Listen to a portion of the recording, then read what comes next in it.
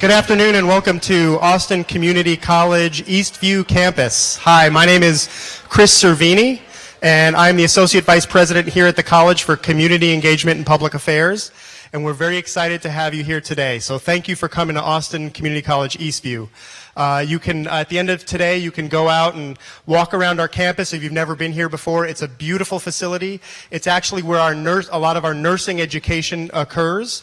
And so it's great that we have two speakers here who were big champions for the college in the prior legislative session on our RN to BSN bill, which will allow us to offer a Bachelor's of Science in Nursing. So I'd like to introduce first we have a trustee, an Austin Community College trustee in the audience, Nicole Eversman. Please stand. She's one of our elected trustees. We're very excited to have her here today. And so I just want to conclude by thanking you for coming to Austin Community College, to encourage you to explore the campus. This is a hidden gem here in East Austin. It shouldn't be a hidden gem, but it is hidden. So we'd like you to walk around, to check it out after the event today. And one more piece of housekeeping. We are a green campus, and we strive to be a green campus. And so at the end of today's event, when you take your lunch boxes, if you could please take them to the back area where the counter is, and stack them up so that we can make sure they're recycled. And with that, I'd like to introduce the co-founder and CEO of the Texas Tribune, Evan Smith. Thank you, Chris. Thank you, Chris. Good afternoon, everybody. Thank you so much for being here. June 1st, it's the summer. Why are you not in New Mexico or Colorado already? I know that you're just probably got the car running outside waiting to go. We are so happy to be back on the Austin Community College campus. To Chris, thank you. In his absence, to Dr. Richard Rhodes, the wonderful president of ACC, and our dear friend Molly Beth Malcolm, who is also not here today. Everybody else at ACC, Ben Matthew and Travis Jackson, they're all in Colorado, right? Probably so. Ben Matthew and Travis Jackson and everybody else on the ACC staff, thank you so much for making it possible for us to be here, for always saying yes when we asked to partner and do an event on the ACC campus. Please give them all a big hand, our generous hosts. If you know anything about the Texas Tribune, you know that we love to do public service journalism. We've been at it for nearly 9 years, and we love, even more than the journalism we produce every day, to do events around the state of Texas. I've gotten used to saying over the years we do more than 50 of these events a year. Elected officials and newsmakers on a stage, an audience in front with cameras rolling. We talk about the issues that affect all of us as Texans, and we try to get a sense of where people are on the priorities of the state now and in the future. I say we typically do more than 50 a year. Last year we did more than 60. And I suspect we'll be doing something around 60 again this year. Some of those are, of course, in Austin, but a lot of them are in smaller communities around the state that have very few, if any, conversations about the news and about the big issues organically. We like nothing more than to initiate a conversation in communities around Texas about public education, healthcare, immigration, all these issues that matter. 28.3 million people in the state of Texas. Every one of them deserves to be informed. Every one of them should be participating civically, regardless of party or partisanship or ideology. And we at the Texas Tribune simply want people to be more active and thoughtful and productive citizens. And so we convene these events, invite people like you good folks to join us and be part of them. And so we're really thrilled 9 years in to be able to put these events on. They are free to attend. I often say that a public service mission cannot be accomplished inside a paywall.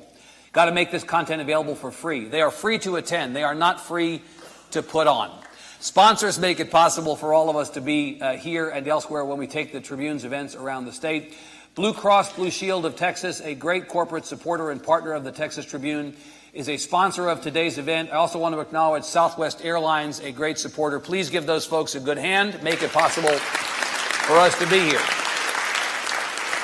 And I would say, as well, as a public media organization, we rely very enthusiastically and gratefully on our members. Members make it possible for us to be here. Many people in the room are longtime members of the Texas Tribune, and if you are one, we thank you enormously for your support. If you're not one, I want to encourage you to become a member of the Tribune.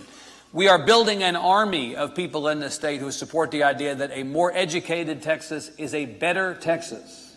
However you define better. In an election year, but all the time, we need more people to be part of this conversation. Members make it possible for us to do this work, and if you're not a member, we certainly encourage you to become one.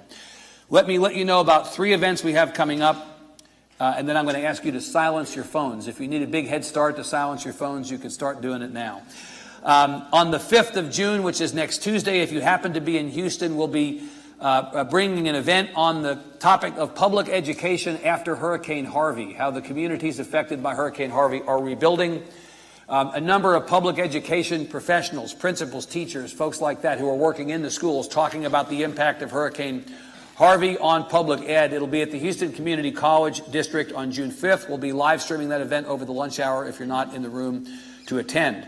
In San Antonio, similarly at St. Anthony College, on June the 12th, the conversation like the one we're having today about the last legislative session, the election season, and the next with State Senator, well, actually, State Senator Jose Menendez and State Senator he wishes, Roland Gutierrez, who intends to run for a Senate seat in San Antonio coming up, and Representative Ina Minjares. That'll be in San Antonio on June the 12th.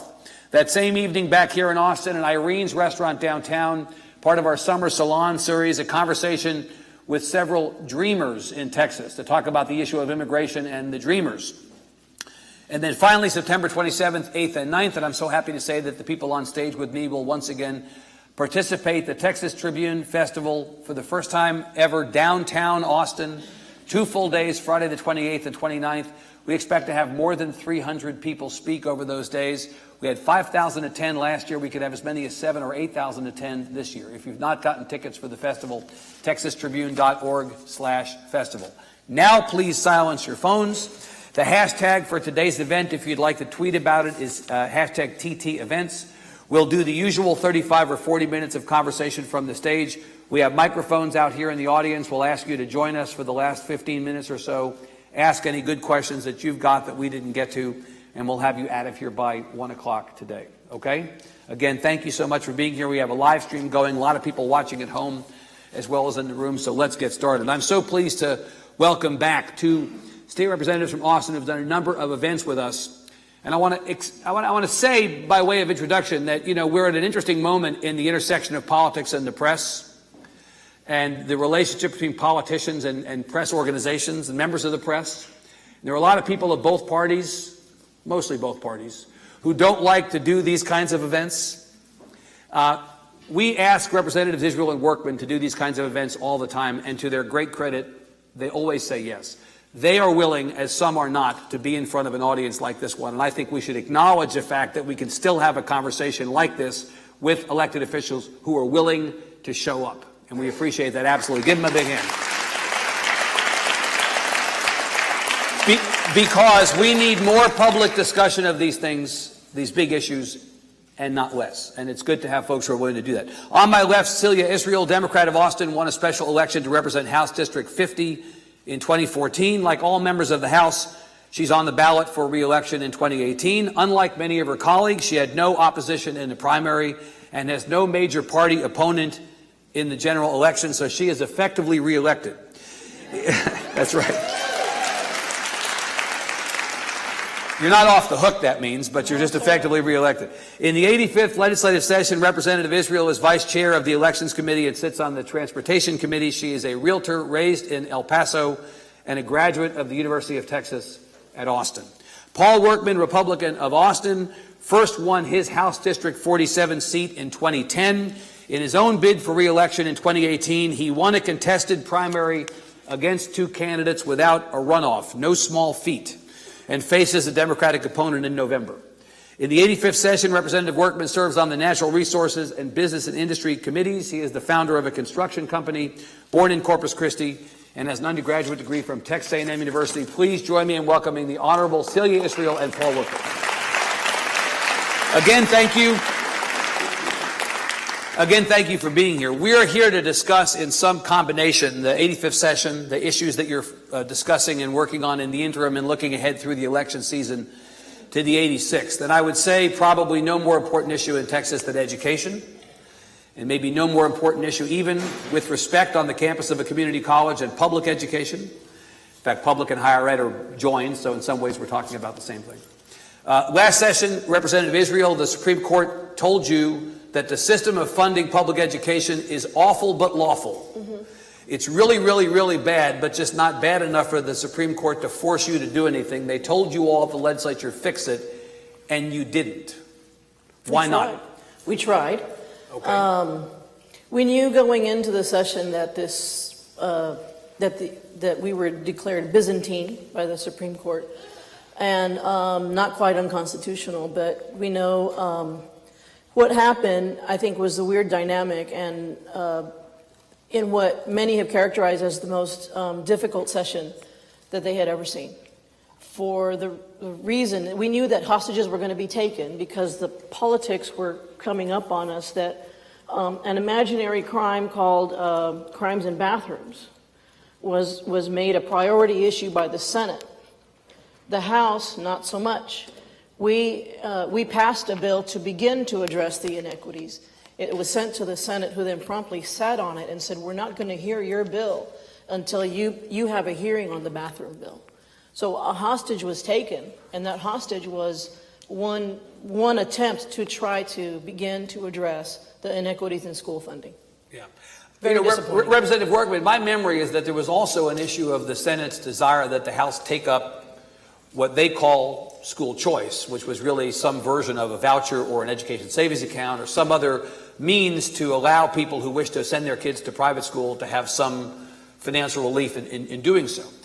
Lieutenant Governor Patrick said to me, said to others before the session began, we're not going to do school finance without school choice. No one without the other. As always, transparent about his intentions. That's pretty much what happened, right? It is pretty much what happened, and I supported school choice for special needs children that Representative. I've forgotten his name. I've drawn a blank. But anyway. Right. Just name members. You're going to get there eventually. There's only 149 others. That's fine. Yeah. Anyway, and so that bill didn't go anywhere, partially because of what. But that was also a much more narrow attempt at the attempt. So-called school choice question. Right. Yeah, very narrow. So, right. But you believe that we should be adding more money to public school funding. You're a believer in some kind of a fix to the school finance system. Well, look, let's talk about that a minute. I don't know how you fix the school finance system.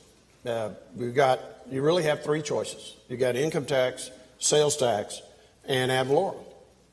If you do income tax, which we're not going to do, but even if you did, the concentration of wealth is in the urban areas. Right. So the folks that are complaining the most about ad valorem taxes going to the state, they would be the ones putting the most money in an income tax situation as well. Right. And sales tax, if you want to do sales tax, and a lot of people support that, right, you either got to do one of two things. You're either going to have a 23-cent or 25-cent increase in the sales tax, right, or you're going to broaden the base to every single thing that you buy. Drugs, right, medicine, food, everything. Yeah. And so that's and the sales tax is generally regarded as pretty regressive. If you increase the sales tax, you hit the people who can afford to be hit by it the most. The reality, though, Representative, is you're talking about revenue. Those are all revenue sources. How about not spending money on some other things and redirecting that money to public ed? Couldn't you do that? I don't know what you would suggest. We have 38% of our budget is related to health and human services. And that's growing Medicaid. Every year, year over year. And that's growing every year. We have less and less control over that. And another 38% is on public education. That doesn't leave a whole lot. So there's nothing in the budget that you think you're spending money on currently that you would rather see cut back and redirected to public ed? Look, I don't believe, I actually are one of those who believes that there probably is enough money in the school systems. It just needs to be spent better. Right. So let's make Representative Israel chair of the Appropriations Committee for purposes of this conversation. So you now have control over part of the budget writing apparatus. What would you not be spending money on to move money into public ed if there were no new revenue sources? Well, as a child of who was raised on the border between Texas and Mexico, our number one trading partner, I wouldn't have spent $800 million every 2 years on militarizing the border with Texas resources for what is a federal responsibility. So in that respect, you and the Republicans... In that respect, you and the Republicans in the legislature agree that the border security problem is one that largely is in the domain of the federal government. That was what they said the last time we passed an $800 million expense on border security. Ridiculous. It was hard. It was difficult.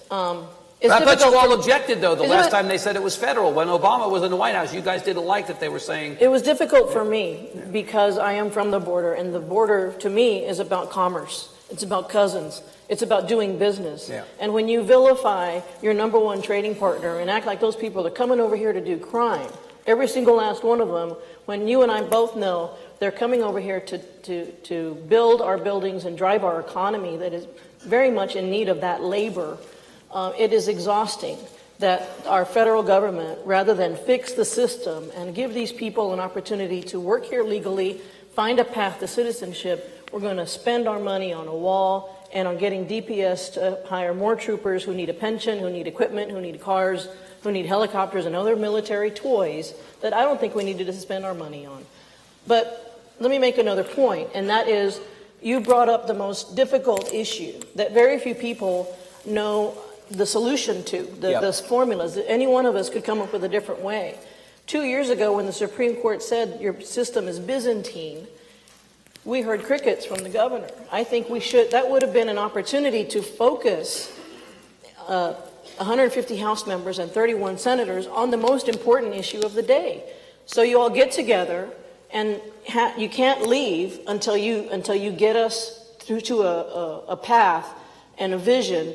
And it's a difficult political situation. So force everybody in the room, we should have had a lock the special door. session on public education so that we're not working on thousands of bills and hundreds of issues, that we're working on one issue and perhaps a few dozen bills and show the political courage that it takes to step up to the plate for our future economic vitality. Now, as you know, coming out of the last special session at the conclusion of the 2017 session, there was a school finance commission. That was one of the byproducts of that special session that has now currently been meeting. Another study. Well, they're studying it, but would you rather they not be studying it? I would rather that we be taking action and showing respect for our children and teachers and administrators who are dealing with over-testing in an environment where we're dealing right now with safety in schools is top of mind. Yep. When I talk to the counselors in my district, they say we need more help so that when we cut public education after the recession, we never filled back what we took out. And we're just whistling through the graveyard, y'all. We're just acting like everything's fine, and it's not fine. And I think it deserves special attention from a body that is disparate and diverse. You know, Representative Workman, we're adding, I think the number is 82,000 kids to the Texas public school system every year based on the growth in population. There are people who don't know as much about these issues as you do, but are voters, regular observers, citizens of the state who look at that and they go, how can you not be spending more money on public ed when you're increasing the population of public education by 82,000 a year? What do you say about that? Well, we are funding those 82,000 in addition to what we've been doing. We fully fund the enrollment growth throughout the state of Texas. Right, but is that enough? Well, I guess that goes back to the argument of whether or not there's enough money in the system. Yeah. Do you think the system is spending money inefficiently? You know, you hear a lot about how before we give more money to public education should justify that it's spending the money we give them wisely. Now, people point to things like $60 million football stadiums and scoreboards and superintendent salaries. These are the talking points in political seasons about why we don't need to be spending more on public education. What do you think about that? Well, look, we've got school districts that are spending $8,000 or $9,000 per student that are performing very well, and we have school districts that are spending $10,000, $12,000, $13,000 per student and are performing very poorly. So that you don't think there's a correlation between spending and performance? I don't think there's necessarily a correlation between spending and performance, no. What about the border security question that Representative Israel raised? I knew she would say that. I knew it. This is often the first talking point when you hear from people. We say, well, what would you spend less on? There's a lot of discussion around how 2 sessions ago we said the federal government was responsible for border security. The people who passed that legislation didn't like the Democratic president not doing his job on border security. Now you have a Republican president. Can't you simply hand off that responsibility, as you said you wanted to your Republican president? We certainly do believe that border security is a federal responsibility, and we believe that the federal government for many years has failed in that. And we believed that there was enough criminal activity coming across the border that the $800 million that we put in is about the criminal activity. Yeah. It's not about gathering up the lady with her 2 young children. The Border Patrol is supposed to be doing that.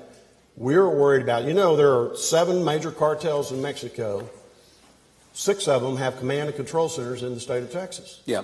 And there are safe houses where people are coming in, people are being human trafficked, and they're putting into involuntary servitude, and, they pay so much money to get across, and they make them pay more. Yeah. And this is the goal of DPS, is to try to push back against that criminal activity across the board. Have you seen metrics from DPS or anybody else that suggest that money has produced results? Well, there's always a question about the metrics and how you measure whether or not those results. There's been a lot more traffic tickets given out in South Texas. A lot of them. You have Speeders are well under control. Well, what do you think? Tell me about the metrics, and then I'll ask Representative Israel to. I'm sorry, I'm being snarky. That's okay. We've done events with you before. We know what. Shut up. Shut up. You have these ebbs and flows in the crossings. Yeah. And so when the crossings go down, does that mean that it's working? When the crossings go up, does that mean it's not working? When there's more arrests, does that mean it's working? Yeah. It's hard to determine that. Right. But it is important that the state of Texas take care of the criminal activity that is coming across. But before I go back to Representative Israel, let me ask you as a small business owner whether the economic argument that Representative Israel is making is resonant at all to you. Mexico is a very large trading partner of the United States and of Texas. There's a lot of cross-border commerce, and many people believe that the militarization, as Representative Israel, or the securitization of the border, as somebody else might call it, is somehow an impediment to the economic well-being of the state. What do you say about that? Well, there's no question but what, for many years, the state of Texas has depended upon migrant workers. Yeah. And well, the construction industry that you've been in for many years relies on immigrant work and undocumented immigrant work, does it not? It does. However, it is not legal. And so you're seeing more and more people that are using E-Verify to make sure that the people that they're employing are legally here. Right. Make the case about the statistical basis for the spending on border security, Representative Israel. What do you think? Have you not seen metrics that would suggest this is money well spent? If I were queen, I would have. We've upgraded you from appropriations chair to queen in like 5 minutes. It's hard, Evan. It's hard because I had my colleagues say to me during the heat of the negotiation over the budget, and they said, "Well, Senator, you're from Austin. You're off the hook. You don't have to be as anti this." And I said, "Well, I'm not off the hook because I'm from El Paso, and this resonates with me. Yeah. This is home base, and we are a country of immigrants and." We're not only, I think this is bad policy, it's a bad use of our money, and we're sending signals out there that immigrants are bad people, where industry after industry comes to Paul and I and says, home builders, for example, I'm in the real estate industry, we are having a crisis of labor. And nothing in the system is saying, fix the mechanics around the immigration system so that these people who are coming here to work can work here legally and, should they choose, find a path to citizenship. It's where my grandfather came here to work on the railroads, and we all have an immigrant story to tell. So it's frustrating that in a time of great need in the state of Texas, when we cut public ed, we found $800 million every 2 years for DPS troopers and their needs, but we didn't find money to prevent tragedies from happening like what happened in Santa Fe. You can say that was preventable. These are young people, in this example, who were troubled. And so I don't want to say that government has an answer for all of this, but we sure as hell misplaced our monies and sent a bad signal out that, in my view, is anti-immigrant and anti-business and anti-future economic vitality. Representative Workman, to that point about economic vitality, I picked on you a little bit because I know you're in the construction business, and there's always a conversation around immigrant labor and the construction business. The reality is it's not just the construction business. Right. More than 1 out of every 4 employees in Texas in the agricultural industry is immigrant labor, many of them undocumented. Mm-hmm. In the service industry, many of them undocumented. I've mentioned the construction industry. There's concern that if we simply did what some want, I'm not suggesting you do, and deported everybody in this state who is here without status, that the economy of Texas would literally collapse with the loss of the labor force. Is there a legitimate conversation to be had, rule of law on the one hand, but economic vitality on the other, and figuring out how we can finally square that circle? Look, Celia's exactly right. Thank you. The immigration Next topic. The immigration situation needs to be fixed at the federal level. Yeah. We need to have a way for these people to be here legally and to be able to work. And what's that mean? What does a fix mean in your eyes? Well, Now you're king. If she's queen, you're king. Wave your scepter. So You who's can back? fix it however you want. What would you do if you could fix it? Well, we used to have the Bracero program years ago, and I think it worked fine back then. And, there was those that came along that did away with the Bracero program. I don't know why that wouldn't work.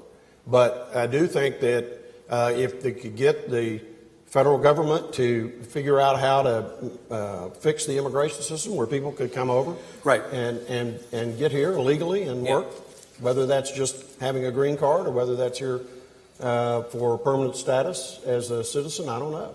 Representative Workman, one of the difficulties I would submit to getting to a solution is that it is no longer about immigrants and the economy or the workforce or cousins, as you say. We've begun to discuss immigration and this question entirely through the lens of fear. We talk about family separations at the border. We have a story today on the Tribune, wonderful story about how we have a number of veterans of the United States military, people who served in our military for all of us, who are undocumented, were sent back home, and who are desperate to come back and are asking if, having served in the U.S. military, it's possible for them to return on that basis with legal status. We obviously have this unresolved question of DACA. Texas has the second highest DACA population of any state in the country, 124,000 in the state who are DACA recipients. The cultural conversation is trumping the pragmatic attempt to get a solution out of this. What do we do about that? Well, there is a lot of fear involved. I do believe that. And is it legitimate fear? I don't know. I mean, every person's fear is legitimate to them, I assume. But but I don't know that overall it's legitimate. But we do have to figure out a way to solve this problem at the federal level because we can't do it at the state level. Yeah. I famously filed legislation when I was a freshman to create a workers card for people that were here. Yeah. And we would tax those workers. They would pay a fine for being here legally, and they would work. And you were pilloried for doing that. Somehow I was strung up. You're what passes for a liberal in this legislature. Yeah. That's right. Yeah. And so and they're still using it against me. Right. Yeah. They are. And so there's a lot of that out there. Yeah. You understand, Representative Israel, what I'm talking about when I say there's a culture of fear that has enveloped this issue. Basically, fear of the other is a defining narrative through line in nearly every conversation on this subject, to the point that we can't even get to a discussion of solutions. Mm-hmm. Yeah, and big issues that Paul and I do agree on, like transportation, and big issues like really helping public education, real issues like fully funding our retired teachers' pension and health care benefits, go by the wayside because we're fighting over wedge issues that are part of the cultural wars that don't help. And they don't help, especially when you've got a legislature that meets every 2 years for 140 days. The clock is ticking, and we're not doing anything about it except meeting and planning. And again, back to my contention is that for the public education purposes, that's our biggest issue. That's my biggest responsibility. And it deserves to have had already a special session. Yeah. Let's leave the immigration conversation for a moment and go to something even less controversial, and that's guns.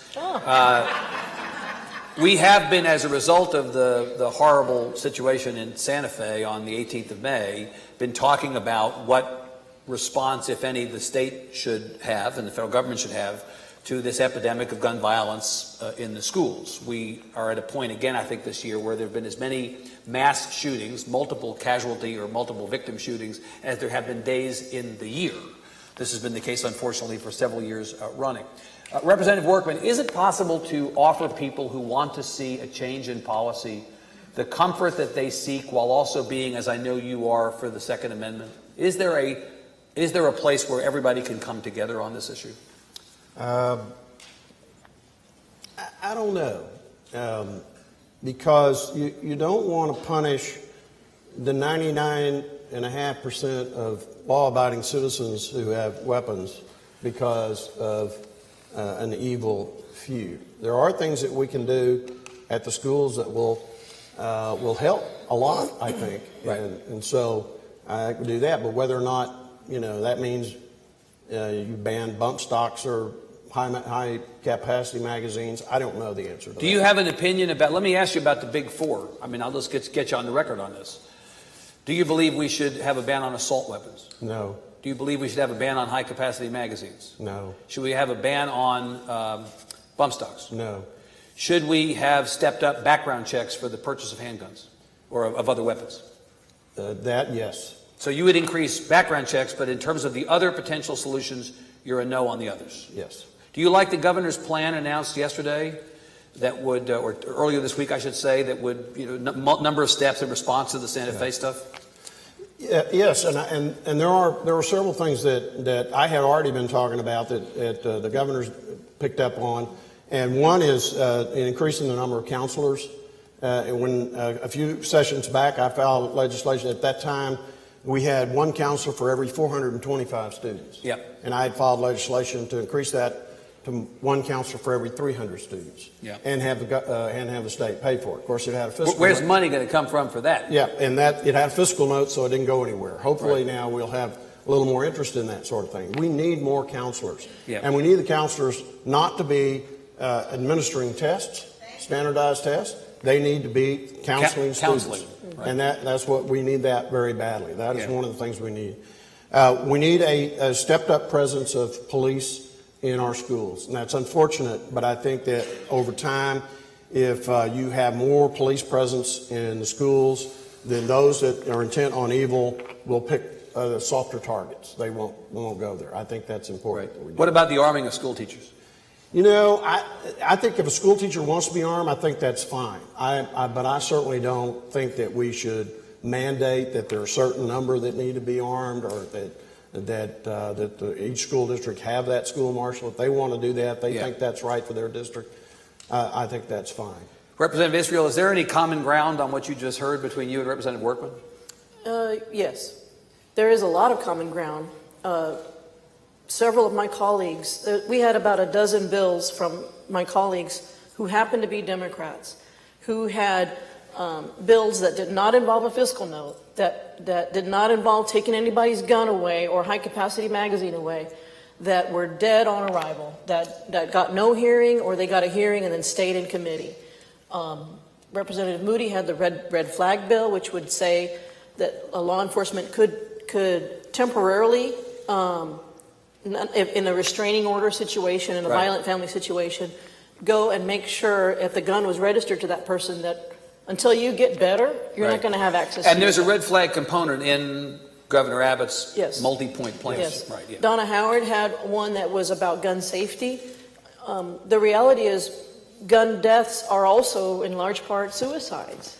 So there is a human problem here that we are not addressing, and I believe firmly that we should have addressed that already. And when we cut resources to schools in tight budgets, what was cut were things like parent support specialists and counselors and others who can be of assistance to a troubled child. Yeah. We live in a different time right now. Your answer to the four things I mentioned earlier to Representative Workman. Well, I don't know. Would you ban high-capacity magazines? Yes. Would you ban assault weapons? Yes. Would you ban bump stocks? Yes. Would you require stepped-up background checks for purchase of weapons? Sí, señor. All of those. Right. The people who say, and it is not just people with tinfoil hats. It is way too easy to stereotype and let's not do that. But there are legitimately people who believe that these kinds of measures and others are a few steps away from the government coming to get their guns. Do they have anything legitimate to be concerned about? No. Representative Workman, do those We're not people changing the Constitution have of the United anything States. to be concerned about? Well, I just asked a question. Do we want to live in a country where only the authorities have weapons? I mean, I think Is that been proposed? I'm not that's aware what of we're that. saying. Understand? Is that an issue? well, if they come and take your guns, then But do you? So what is? What are the steps between the things that I mean, it's perfectly legitimate. Of course, you can have any position you want to oppose the banning of assault weapons or the banning of high-capacity magazines. How does that get you those issues from the government's coming to get my guns? Well, I think it's the old nose under the camel's tent type thing that a lot of people believe. You give an inch, and then all of a sudden. I mean, and I'm not Right. saying that I fear the government's going to come and take our guns, but I agree with you that there are those out there who legitimately believe that that's what is desired, is to take all the guns away from people. Right. Let me step back from this and ask you, as we head into an election season, about the political environment. Representative Israel, you now have a nominee for governor in Lupe Valdez, the sheriff of Dallas County. Mm-hmm. How do you feel about the top of your ticket heading into this election season? We've got a great ticket. We have Sheriff Valdez has been elected 4 times in Dallas. We have an outstanding ag commissioner candidate. We have 4 women, I think, at the top running statewide. Beto O'Rourke, what's not to love about a boy from El Paso, Texas? Except for the fact that nobody from El Paso has ever gotten elected statewide in the history of Texas, although I will acknowledge there has to be a it's first a mountain at some time point, zone. Right? Yeah. It's a mountain time zone. You'll get used to it. Yeah. He'll do everything that you want, but Blood just an rushes hour to earlier. head, That's what it you know. means. You Right, have yeah. you have a little hyperventilating, and then you realize, oh, it's all good. It's all fine. Yeah. So, you're happy with your ticket? There's a lot of experience there, Right. and roughly 80% of my colleagues have an opponent in the fall. If you're a believer that redistricting is part of the problem and the political dilemma that we have, this is a good year for us to start testing the waters, because there are quality people on both sides of the aisle who are going to make a case to the voters who vote in neither primary, but who firmly believe that their vote counts. And they're going to have some choosing to do. You have many more Democrats running in races where Democrats have typically taken a pass, that's for sure. Yeah. We know that. Whatever the outcome is, every Republican, you filed candidates. Every Republican Right. member of Congress has Right. a Democrat, and about 80% of my colleagues. Not that I don't want them to come back, Right. but I want them to be, I want all of us to be accountable. Yeah. It upsets me that I don't have a Republican or even a Libertarian Right. to hold me accountable and make sure that I don't take anything for granted. Yeah. That's not right. Now, let me be the snarky one, Representative Workman. She's happy with the top of her ticket. I suspect you're happy with the top of her ticket, too. I think we'll do just fine. You do, yeah. Governor Abbott debated Wendy Davis one time on a Friday night during high school football season in the Valley. He may debate Lupe Valdez 1,000 times this fall. Right? He might. Yeah. Yeah. I mean, the Republicans perceive this to be a weaker ticket than the Democrats typically field. Obviously, Representative Israel does not agree with that. Do you agree with that? I think it's, I don't want to say anything disparaging about Sheriff Valdez, but You kind of just did with that setup. but I think we'll do just fine. You think you did just... Okay, now let me ask you about the top of your ticket. I mean Trump. I don't mean Governor Abbott. This may be a midterm year, but no matter who you are as a Democrat, no matter what you're running for, no matter where you're running, no matter who your opponent is President Trump. That's how this election is setting up. If President Trump is at the top of your ticket, Representative Workman, are you good with that under the current political environment? Look, hate him or love him, you got to admit that he's making changes and he's doing things that are... His staff is changing. Let him answer. Let him answer. You got to admit he's doing things. Keep going, He's doing please. things. Let's let him answer.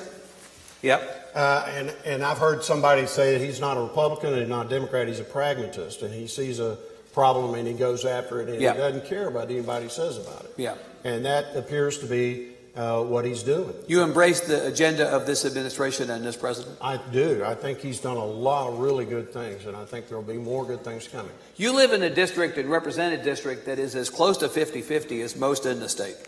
President Trump picks up the phone and calls the Workman construction company one day and says, "Paul, I want to come down to your district and campaign with you." Do you invite him into your district to campaign with you? Of course we would. You would. We would love to have the president come and Right. campaign for us. Now let me He be won't do it. snarky again. He's happy with the president top of the ticket. So are you. Well, the biggest value that he's given to me is he's woken up a lot of people who recognize how important their vote is, and I a firm believer that there are a lot of people who are going to vote in an off year who normally would think my vote is only more important in a presidential year. That's our challenge. Our statewides are not on the ballot at the same time as our president. Yeah. And I lament the fact that Texas is always at the bottom when it comes to turnout. I want people, regardless of who they ultimately vote for. Right. The fact that 37% of Texans voted the last time we had a governor's race is not only disappointing, it's dangerous. That's not a mandate. Yeah. And there's a lot of big issues that I want voters to weigh in on. Representative, I saw the Trump campaign begin on, I think it was June the 16th of 2015, with Mr. Trump descending an escalator in Trump Tower talking about Mexican rapists. And I thought to myself, if ever Hispanics are going to turn out to vote in Texas, this is going to be the election. It didn't happen.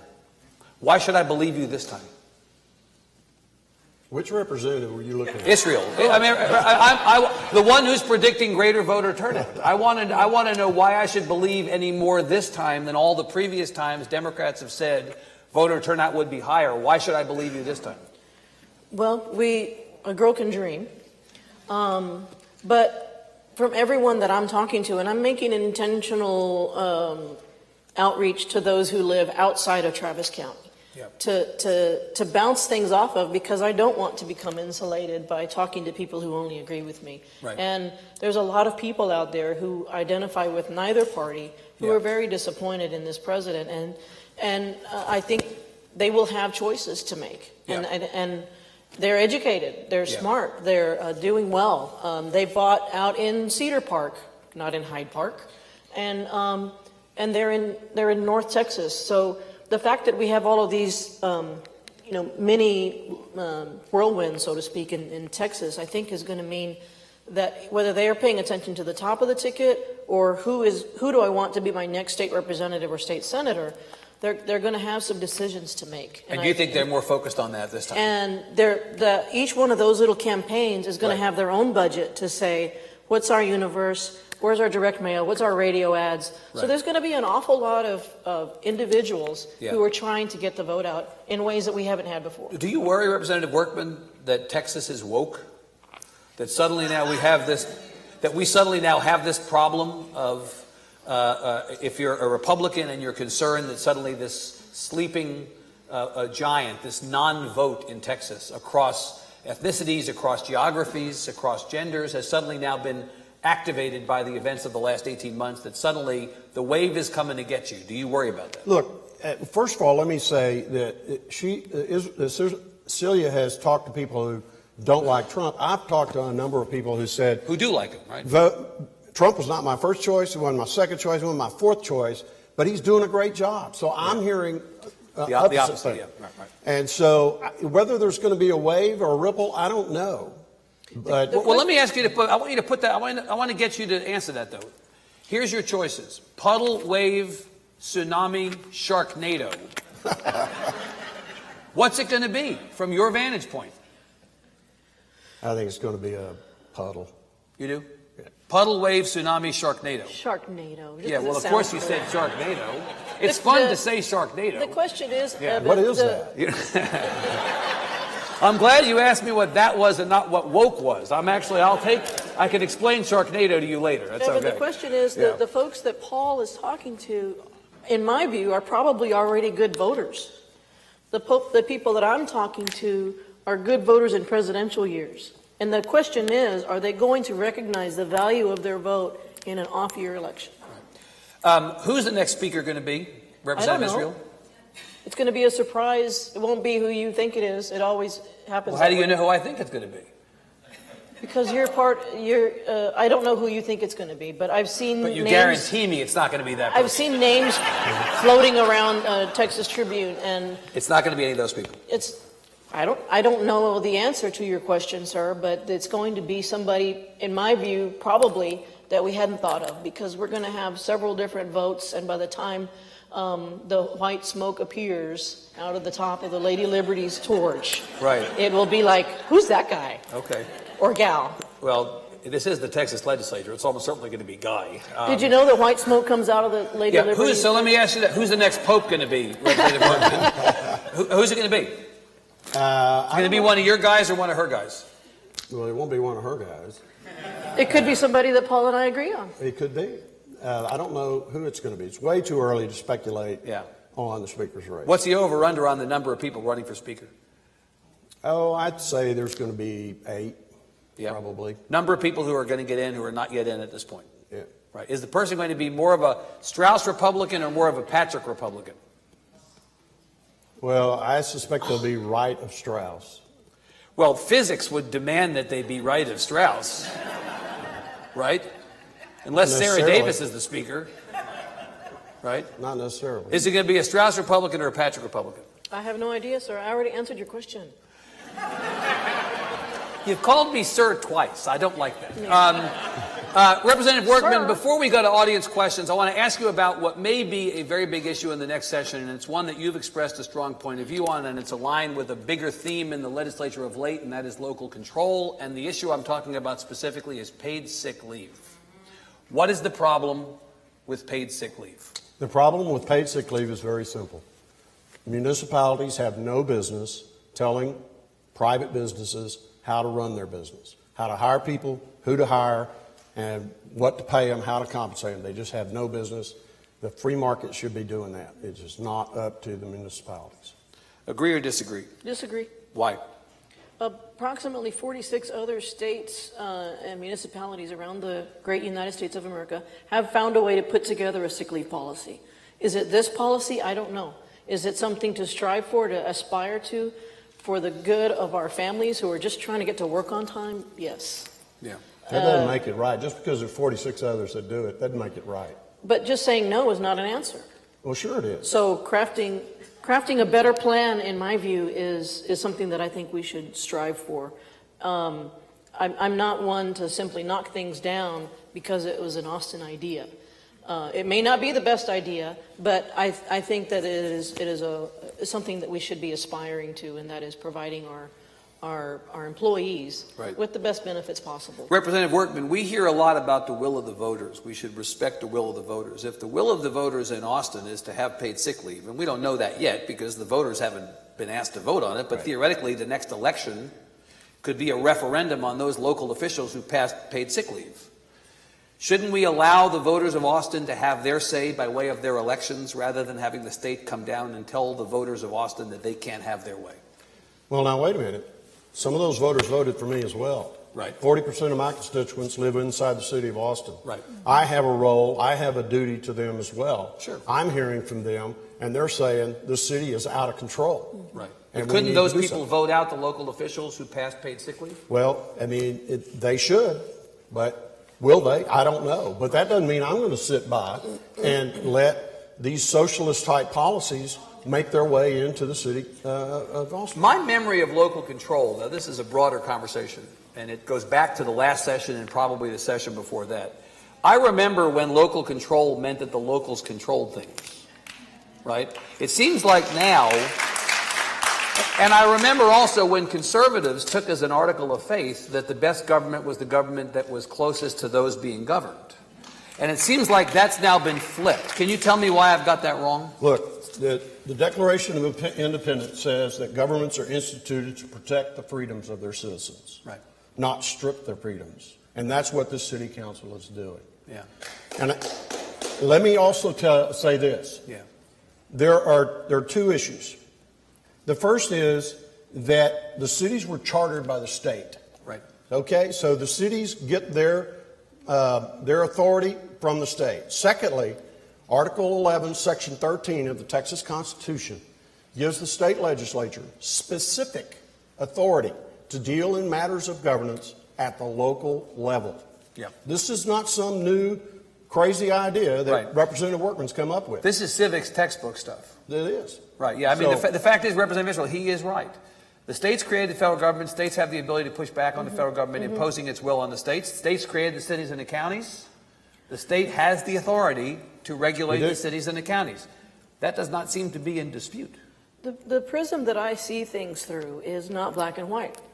I think that the city of Austin rushed this thing through and gave Paul Workman a softball with which he can now drive home an issue to his base. But I think that if Paul and I were working on this issue to take to the legislature, we would talk to those who are going to be affected and say, what can you live with? And then go to the other people and say, what can you live with? And you put something together that all sides can agree upon. So you think the city of Austin messed this up? I think the city of Austin, I was not privy to the negotiations, but I think that. But you said they rushed it. That sounds like they messed it up. I think they rushed it. I would not have moved this quickly on something so dramatic that was so vehemently opposed by the business. They could have predicted. I mean, they poked a bear with a stick. Thank you. They did predict. They could have predicted that. Give this was Paul going to be Workman the a response. softball. Right. They started out with fair chance hiring. They rushed that through. They rushed it through expedited permitting. They rushed through paid sick leave. The next one's coming up is predictive scheduling. And now the next thing after that is probably going to be election vouchers. And these are things that they are pushing through very fast without stakeholder involvement. And we just have to push back against that kind of stuff. Okay. We have microphones here in the front, one on one side, one on the other. Please line up and ask questions. We will take as many as we can until 1 o'clock. These guys have been great and good sports, and I appreciate that, and we'll take as many of your questions. Please be good sports, too. Ma'am, we'll start with you. Oh, I don't mind. Whichever you allow. Alphonse and Gaston, whichever one of you wants to go first, that's fine. So go ahead.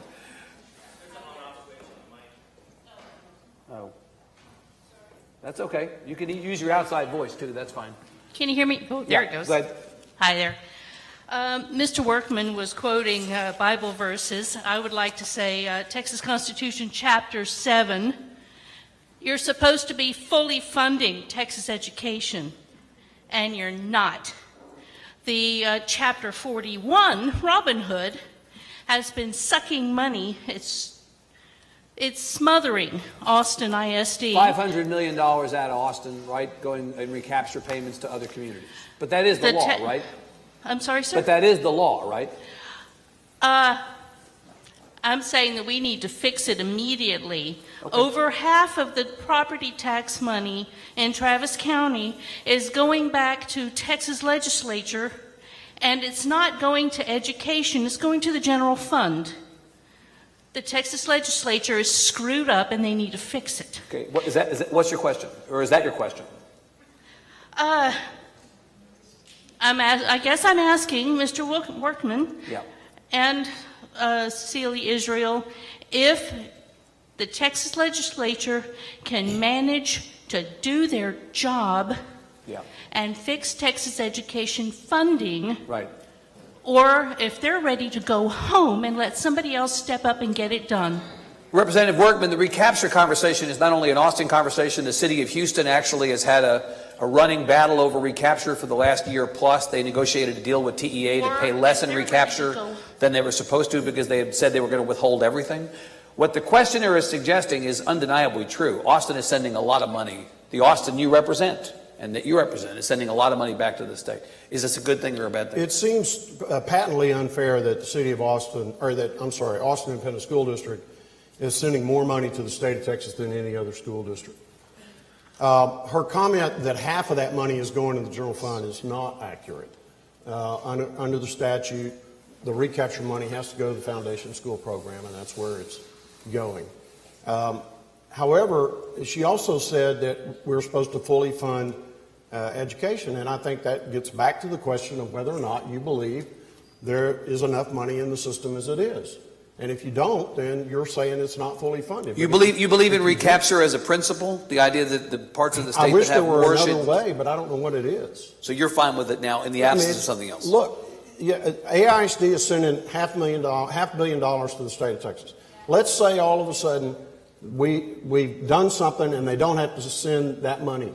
Are they going to get to keep that $500 million and spend $20,000 a student in AISD while Del Valley's over here spending only $8,000 a student? Your answer would be reduce property taxes? They would have to reduce property taxes. Right. So if you reduce the property taxes in the Austin Independent School District from $1.07 to, say, 65 cents, the people in Del Valley say, wait a minute, we're still at $1.07. You just gave all those other people a big old tax break. What about ours? So then you've got to lower Del Valley's. So you create another hole. Right. course, one way, Representative Israel, for property taxes for schools to go down is for the state to fund public education again at the level they used to. Yeah, Right?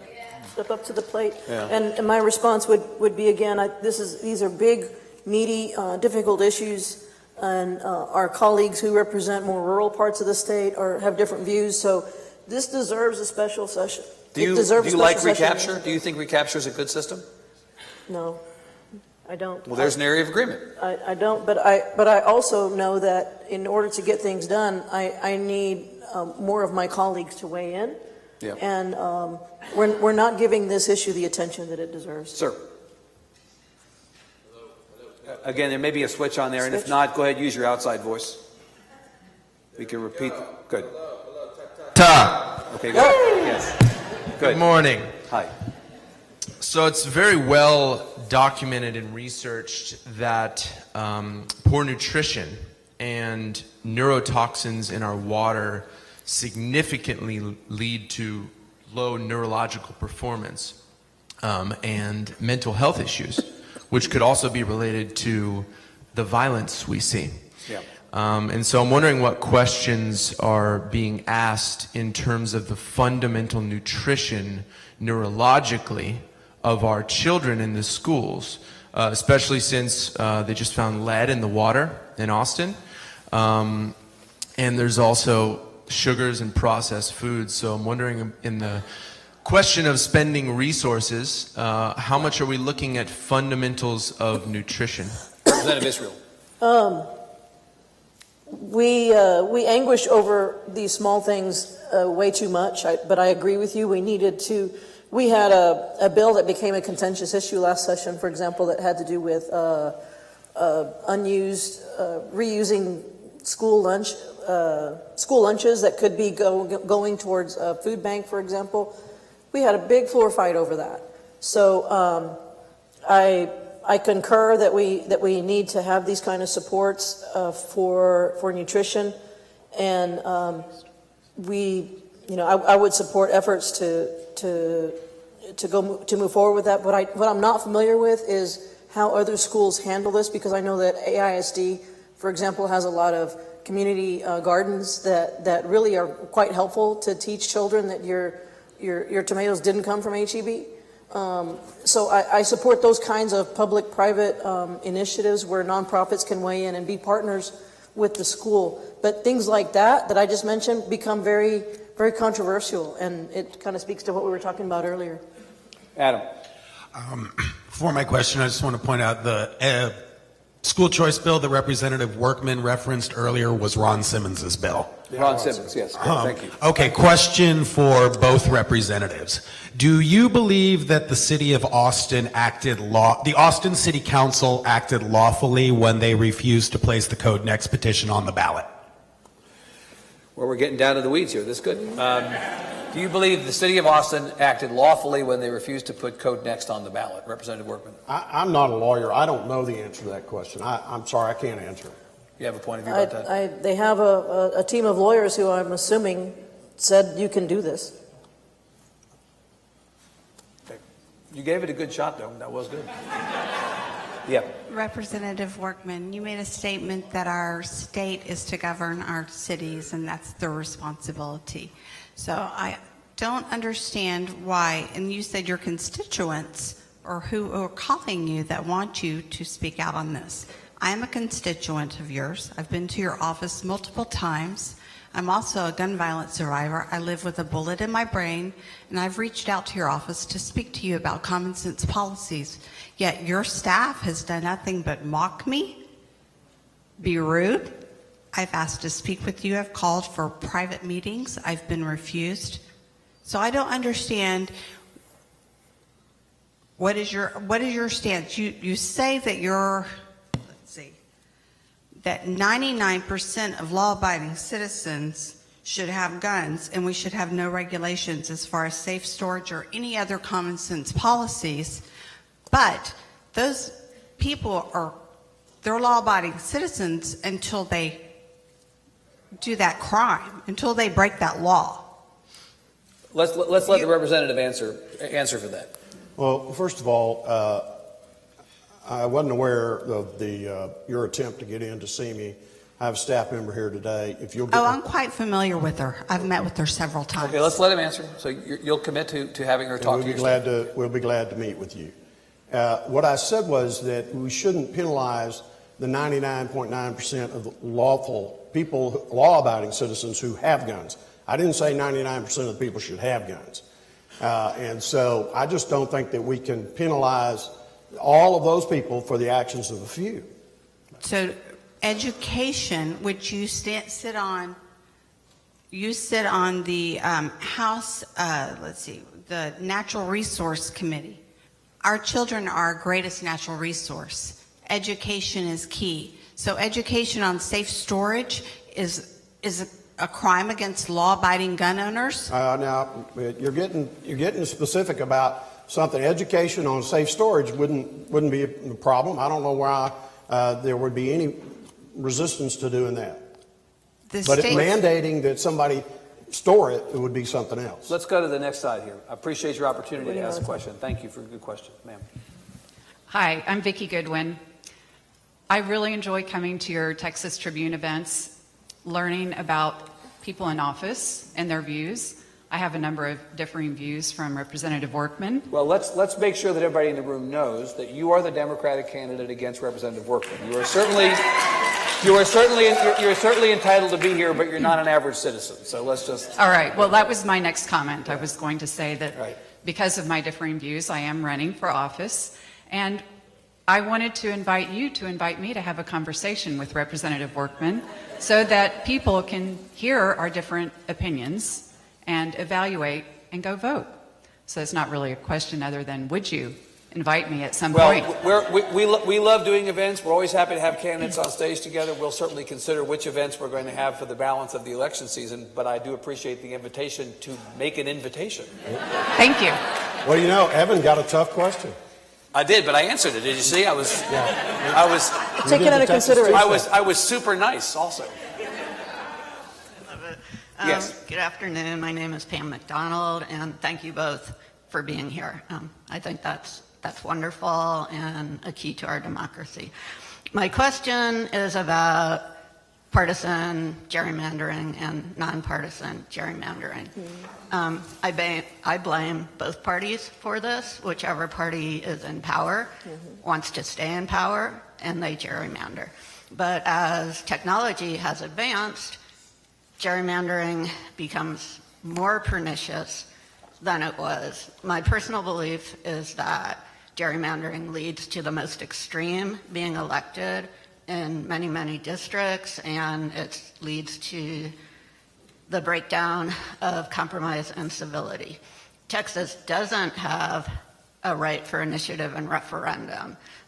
So how do you think this can be addressed? Representative Workman, this is a really good, I'm really happy you asked this. This is a big discussion that we don't normally have out in public among non-professional political people. The reality is that all but only a handful of our elections are decided by the primary in Texas. Yeah. And that is thanks to redistricting, which means if you only have to run in your party primary, you end up playing to a much narrower slice of the electorate, and those folks end up deciding who governs the state for 2 years or for 4 years.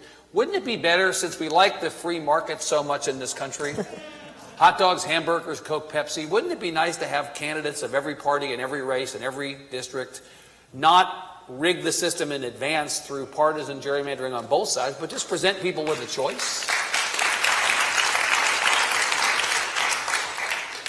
Well, the system we've got has been around a long time. Yeah, Democrats were in an incumbency protection business before the Republicans were. So I agree with that. Let's be clear on that. Right. Is that this is not just a new deal that the Republicans. No, this is how it's always been. And we're going to hear from the Supreme Court here pretty soon about whether or not partisan gerrymandering is legal. And depending on what they come down to, then we'll have to deal with that at the state level. What is Chief Justice Workman? Now I've elevated you. But I want you to be on the record about whether you think the system we have in place ultimately serves the democracy we live in well or poorly. I think it does. I mean, look at which one, well or poorly? Well, you think it serves it well? Yeah, I think it does. I mean, in my case, You know, Vicki Goodwin's going to run against me. We've got a district that's 53% Republican. Right. Easily that could be flipped. We're going to take it very seriously. Yeah, but you know that you're the outlier. I am not the outlier. Oh, absolutely, you're the outlier. Okay. How many legislative districts, Representative Workman, do you think are not gerrymandered to the point that there is no chance in hell that a person of the opposite party will get elected? I'm not sure. I would stipulate that maybe... There's a lot of Democratic districts that are the same way. Yeah. Representative, do you think that our elections are competitive enough in Texas? No, I stated that earlier. Yeah. And why? I am sincerely upset that none of us should go without being accountable to the November electorate. But didn't you guys do the same thing they're doing? I mean, Yeah. We're living at a moment when people are outraged about the thing that they were themselves doing 5 minutes ago. Yeah. Right? Didn't you guys do the exact same thing when you ran the state? Yes, sir. Look, how would you redraw Right. the other 5 districts in Travis County Yeah. that could even have a chance for a Republican? It's absolutely complicated. You can't do it. This is, in fact, the questioner's point is, couldn't you throw the politics off of this and make this some kind of a technological map drawing solution? Could technology be put in place of the politics behind this? That's the questioner's point, Representative Workman. What do you think about that? Do you think it's possible? I don't think there's any way to take the politics out of it. You think there's any way to take the politics out of it? I think there's a way to minimize the politics and say, here's what our technological solution scenario A, B, and C, and then work on it. But Donna Howard, more recently, is the Democrat who's been saying, let's at least take it to a nonpartisan committee to come up with the maps. And if they have technology, then let's go for it. But that bill goes nowhere. And before then, it was an item that Senator Jeff Wentworth, a Republican from Bexar County, from San Antonio, had, and it went nowhere. So it is an intractable thing. But what has been happening while we've each been abusing the system is that fewer and fewer people are coming out to vote, and that's a bad thing. And I think that do you think redistricting may have something to do with voter turnout? Representative Workman? Do you think that the fact that we have non-competitive elections is the precursor to having low voter turnout? I think it probably does impact that, yes. People think but I go back to but how would you? Some of these districts you can't draw them where they're equal. Well, the reality is, if you change the lines around one district, you change the lines around many or every. Right? You're going to have to basically you have to start over, scrape the lot and rebuild. Right? Well, at least one person supports that. Okay, sir. First, Representative Workman, I want to thank you, ESD 14, for helping us with our sales tax issue. That's greatly appreciated and saved our neck. You're welcome. My question is, I believe both of you inferred, if didn't say, that to get a work visa or green card should lead to a path to citizenship. I don't know that I heard that from either I didn't say that. Okay. Yeah. Why? I think this is a stumbling block in our system. I hear this too often, this path to citizenship. Yeah. I grew up in the Bracero program, and people were documented. They came in and they worked and they went home. Right. I worked overseas myself, and when I went to a country, I was a guest in that country. And I think that we will never, ever resolve the problem if someone that comes to work for us has a path to citizenship. Well, let's ask that and weigh in on that. What do you think that a path to Mm-hmm. citizenship needs to be part of any immigration solution? I disagree. I think I disagree with you. I'm not exactly sure. My mom was a part of the Bracero program. She processed folks to work in the fields at the end of World War II. She's a big fan of the Bracero program. I think that our economy is changing so much that we need workers. I think we can do a guest worker program for those who only want to be here 9 months and then go back to Guanajuato. But if that person also says, I want to demonstrate to you that I want to be a United States citizen, then they could pay a fee, show that they've learned the language, whatever other structures can be put in place so that if they want to take it to another level and say, I love this country and I want to show you that I love this country and I want to become a citizen, our economy needs them. So why would we not set up both things and say guest worker and for those of you who qualify, get in line and let's work out a system that can work for you because we need you. We have that in place through our normal immigration But it program. takes 9 years. What's the party that is in control right now is also the party that would say bureaucracy is bad. Well, then help us fix the bureaucracy and stop spending our tax dollars on a wall. Representative Workman, quickly before we end, tell us about the question of the path to citizenship as it relates to the worker program. Well, actually, Celia and I agree on this. I mean, if we've got a legal worker program where people can come across and they can work like the Prosero program was, and they get over here and they want to become a citizen, they can get in line and do the things that they're supposed to do. She's right. It takes too long to become a citizen. But if we could do that, it's the ones that are coming across illegally that present the problems. But a real worker program where they can come across legally and work, if they want to apply for citizenship, I think that's fine. I like ending on agreement. Unfortunately, it's 1 o'clock. We have to stop right there. Please give Representatives Israel and Workman a big hand. Thank you to ACC. Thanks to all of you. We'll see you again. Have a good summer.